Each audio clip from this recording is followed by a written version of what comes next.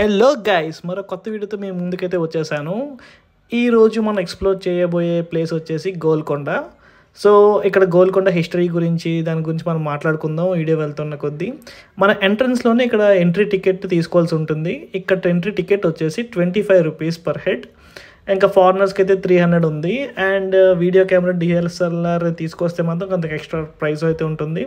So నేను ticket తీసుకొని లోపలికి అయితే వెళ్ళిపోతున్నాను. మనకైతే ఎంట్రీ ఇలాగే వెళ్ళాల్సి ఉంటుంది. టికెట్ కౌంటర్ నుంచి లెఫ్ట్ అయితే వెళ్ళాల్సి ఉంటుంది.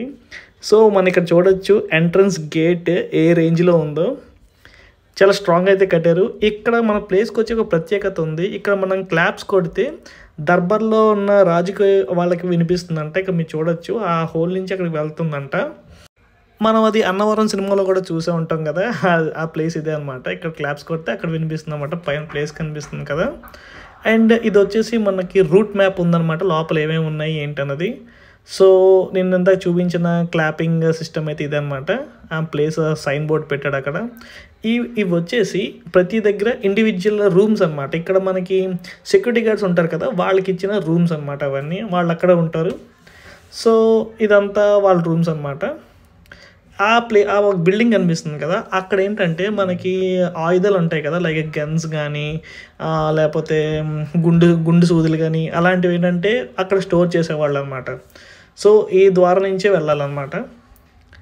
సో ఇక్కడ చూడొచ్చు మనకి అవుటర్ లుక్ అయితే ఇలా ఉంది. గోల్కొండ కోటది ఎంత అద్భుతంగా కట్టారంటే అంత బాగుంది.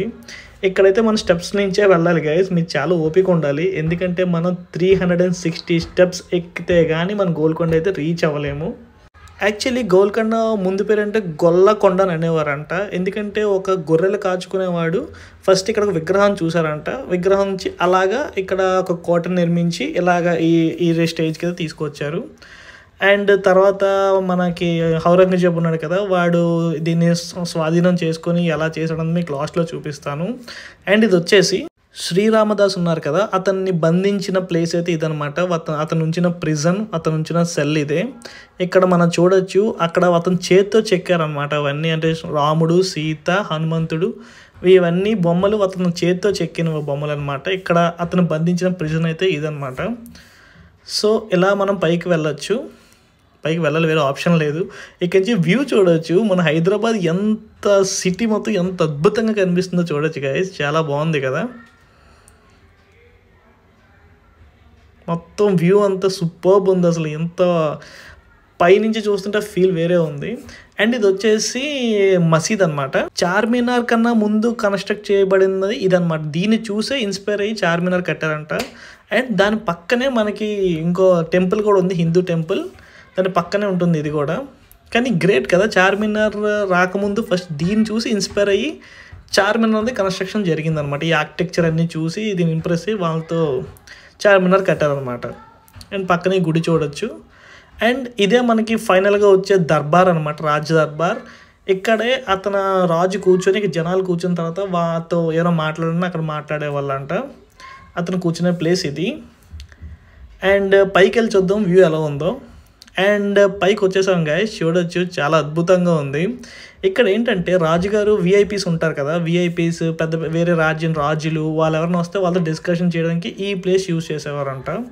అండ్ ఇక్కడ నుంచి మీరు చూడొచ్చు కోట మొత్తం అవుట్లుక్ అంతా కనిపిస్తుంది అన్నమాట. కోట కనిపిస్తుంది మనకి, మొత్తం సిటీ అంతా కనిపిస్తుంది. రాజు కూడా ఈ ప్లేస్ని ఎంచుకోవడానికి కారణం కూడా ఇదే. ఇక్కడ నుంచి మొత్తం సిటీ అంతా కనిపిస్తుంది. ఇక్కడ నుంచి రాజ్యాన్ని పరిపాలించడానికి చాలా బాగుంటుంది. అండ్ శత్రువులు ఎవరైనా వచ్చినా సరే వాళ్ళకి క్లియర్గా విజన్ ఉంటుంది కదా, అందుకని ఇలా ఇక్కడిని కన్స్ట్రక్ట్ చేశారంట. ఇక్కడ ఫిరంగిలు 100 ఉండేవన్నమాట, ముందు ఉండేవంట అప్పుడు యుద్ధం టైంలో. తర్వాత ఇప్పుడు చాలా కొన్నే ఉన్నాయి. అండ్ ఇది చాలా అద్భుతం. అసలు రూమ్స్ అవన్నీ ఉన్నాయి కానీ మొత్తం అన్నీ ధ్వంసం అయిపోయి ఔరంగజేబు ఎప్పుడైతే మనకి స్వాధీనం చేసేసుకున్నాడో మొత్తం ధ్వంసం చేసేసాడు. అండ్ పక్కనే ఈ వ్యూ చూడొచ్చు. మన హైదరాబాద్లో ఎంత గ్రీనరీ ఉందని నాకు ఇప్పుడే తెలిసింది. చాలా అద్భుతంగా ఉంది అయితే. అండ్ చూడొచ్చు అవుట్లుక్ ఒకసారి మొత్తం అంతా క్లియర్గా తీసి చూపిస్తున్నాను. ఇంక ఇదే final top view of Golconda అనమాట. ఇక రీచ్ అవ్వాలంటే మేము చెప్పినట్టుగా 360 స్టెప్స్ ఎక్కి పైకి రావాల్సి ఉంటుంది. చాలా ఓపిక ఉండాలి. అండ్ చూడొచ్చు వ్యూ ఇక్కడ మొత్తం కోట అంతా క్లియర్గా నీట్గా చాలా అద్భుతంగా కనిపిస్తుంది ఇక్కడ నుంచి. వావ్, సూపర్ కదా. అండ్ ఇంకా కిందకి అయితే మనం వెళ్ళిపోదాం. ఇక్కడ మన ఎంట్రీ వేరేగా ఉంది, ఎగ్జిట్ వేరే ఉందన్నమాట. ఇక్కడ అన్నీ చూడొచ్చు, ఇవన్నీ ఫుల్గా ఉండేవన్నమాట ముందు. ఆ కవర్ చేసినవి ఇవన్నీ చేసి మొత్తం ధ్వంసం అయిపోయాయి కదా, అది ఎంట్రీ అనమాట లోపలికి వెళ్ళడానికి. అవన్నీ మొత్తం ధ్వంసం చేసి అవుటర్ లుక్లో ఇలా మిగిల్చాడు మన ఔరంగజేబ్. మొత్తం నా దగ్గరికి వెళ్ళిన తర్వాత ఇలా నాశనం చేసి పడేశాడు. యాక్చువల్లీ ఇక్కడ వాటర్ కూడా స్టోరేజ్ చేసేవాళ్ళు అంట. ఇన్ కేస్ ఇక్కడ వాటర్ అయిపోతే మన దుర్గం చెరువు ఉంది కదా, ఆ వాటర్ని తీసుకొచ్చి ఇక్కడ ఫిల్ చేసి ఆ వాటర్ని యూజ్ చేసుకునేవారంట. అంత అద్భుతంగా ఉండేది. మొత్తం అంతా పోయింది మరి ఇప్పుడు. అండ్ చూడొచ్చు ఇక్కడ కన్స్ట్రక్షన్ ఇదంతా